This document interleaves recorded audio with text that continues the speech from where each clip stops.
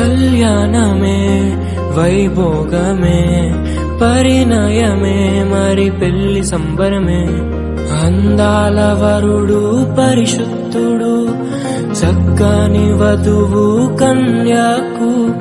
అందాల వరుడు పరిశుద్ధుడు చక్కని వధువు కన్యాకు.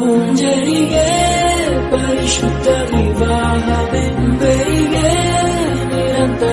మరణము తప్ప మరి అనేది బంధము.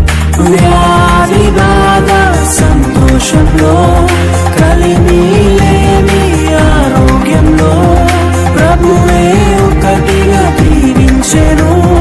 మనులే అందుకు నియమించెను. పరలోకములో నిర్ణయించెను. నరలో